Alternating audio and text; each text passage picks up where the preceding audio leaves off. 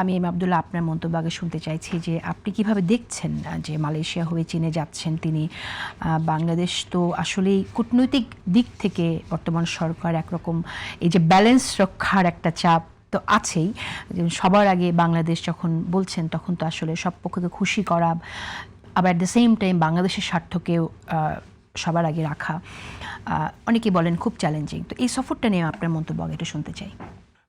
এই সফরটি অত্যন্ত গুরুত্বপূর্ণ এবং তাৎপর্যপূর্ণ আমি মনে করি। বিশেষভাবে তারেক রহমান প্রধানমন্ত্রী হিসেবে দায়িত্ব গ্রহণ করার পর এটা প্রথম সরকারি সফরে নিয়ে নানান ধরনের অনেক দিন ধরেই বেশ গুঞ্জন ছিল তিনি কোন দেশ দিয়ে আসলে তার বিদেশ সফরটা শুরু করবেন। অত্যন্ত আমি মনে করি যে বিচক্ষণতার পরিচয় দিয়েছেন তিনি যে মালয়েশিয়া দিয়ে সফরটি, কারণ অনেকেরই কৌতূহল ছিল দিল্লি যাবেন না বেইজিং যাবেন।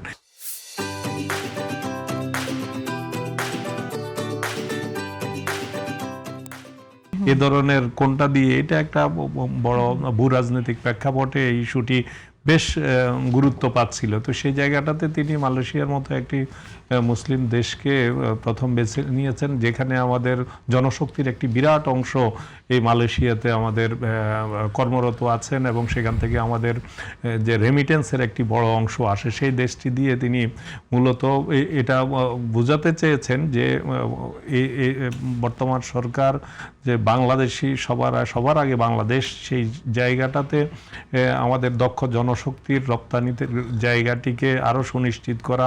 মালয়েশিয়াতে শ্রমবাজারে যে সংকটগুলো আছে অর্থনৈতিক জায়গা থেকে আমরা জানি যে বিগত কয়েক বছরে বিগত ফ্যাসিবাদী সরকার একটি ভঙ্গুর অর্থনীতি রেখে গেছে। এই সময়টাতে আমাদের সবচেয়ে বেশি এই দেশের অর্থনীতিটিকে বাঁচিয়ে রেখেছে কিন্তু এই রেমিটেন্স। সেই রেমিটেন্সকে মানে প্রাধান্য দিয়ে তিনি সফরটি শুরু করেছেন। এটা আমি মনে করি সবচেয়ে বেশি তাৎপর্যের জায়গা। হ্যাঁ, শ্রমশক্তি আছে। আপনি জানেন যে সেখানে নামার পর তাকে লাল গালিচা সম্বর্ধনা দেওয়া হয়েছে অলরেডি, এবং তারপরে তিনি প্রবাসী বাংলাদেশিদের উদ্দেশ্যে তিনি একটি বক্তব্য রেখেছেন। প্রবাসী বাংলাদেশিরা তাকে সম্বর্ধনা দিয়েছে এবং সেখানে বক্তব্য রয়েছেন। সেই বক্তব্যে তিনি যেটি বলেছেন, আমি প্রাথমিকভাবে যতটুকু জানতে পেরেছি, তিনি বলেছেন যে মালয়েশিয়ার কারাগারে অনেক বাংলাদেশি অনেক দিন ধরে আটক আছে, তাদের মুক্তির ব্যাপারে তিনি উচ্চ পর্যায়ে কথা বলবেন এবং দক্ষ জনশক্তি যাতে সেখানে রপ্তানি করে বাংলাদেশের যে শ্রমবাজারের ওখানকার যে সংকটগুলো আছে এই সংকটগুলো নিরসনের ব্যাপারে কথা বলবেন। এই জায়গাটার উপরে তিনি বক্তব্যে তার সেখানে পা রেখেই, কুয়ালালামপুরে পা রেখেই তিনি কিন্তু তার এই অবস্থানটি জানান দিয়েছেন। সুতরাং আমরা বুঝতে পারি যে তার এই অত্যন্ত সংক্ষিপ্ত সফর, কালকে দুপুরের আগেই তিনি কিন্তু আবার কুয়ালালামপুর ত্যাগ করে তিনি বেইজিং এর উদ্দেশ্যে রওনা দেবেন এবং সেখানে বেইজিং এর সফরটি অত্যন্ত আমাদের জন্য তাৎপর্যপূর্ণ। আপনারা জানেন যে মানে আমাদের ভূরাজনৈতিক যে প্রেক্ষাপট, এই প্রেক্ষাপটে আমাদের সাথে চীনের সাথে আমাদের ব্যবসায়িক দিক থেকে এবং কূটনৈতিক প্রেক্ষাপটে অনেক বেশি গুরুত্বের জায়গা রয়েছে এবং বিশেষ করে আমাদের তিস্তার যে একটি জায়গা সেটা নিয়ে আলোচনা হবে।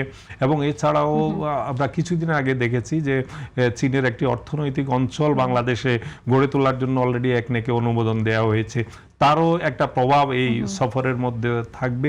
এছাড়াও মানে চীনের সাথে আমাদের দ্বিপাক্ষিক সম্পর্ক তো অত্যন্ত গভীর এবং আমি এই দুটি দেশের আমি একটু উল্লেখ করে শেষ করতে চাই যে এই দুটি দেশের সাথে কিন্তু শহীদ রাষ্ট্রপতি জিয়াউর রহমানের সময় থেকেই অত্যন্ত গভীর সম্পর্কের একটি জায়গা। এই দুটি দেশ মালয়েশিয়া এবং মুসলিম দেশ হিসেবে মালয়েশিয়া, অন্যদিকে চীন, এই দুটি দেশের সাথে বাংলাদেশের সম্পর্কটা সেই শহীদ রাষ্ট্রপতি জিয়াউর রহমানের সময় থেকে যে গভীরতার জায়গাটি আছে, আমি মনে করি তার উত্তরাধিকারী হিসেবে তারেক রহমান তখনকার যে প্রেক্ষাপটে তিনটি চুক্তি শহীদ রাষ্ট্রপতি জিয়াউর রহমানের সময়ই হয়েছিল মালয়েশিয়ার সাথে এবং সেই চুক্তিগুলোর আজকের দিনে পর্যন্ত সেই চুক্তিগুলোর অত্যন্ত গুরুত্ব বহ এবং সেখানে বহন করছে এবং সেটার সুবিধা বাংলাদেশ পাচ্ছে। তো এখন আজকের দিনেও এই দুটি দেশ সফরের মধ্য দিয়ে আমি মনে করি যে পূর্বমুখী যে কূটনীতির, বেগম খালেদা জিয়াও পূর্বমুখী কূটনীতিকে সবসময় প্রাধান্য দিয়ে গেছেন, সেটাই তার সন্তানও সেটি জানান দিলেন। আমি এটা খুবই ইতিবাচকভাবে আমি দেখি।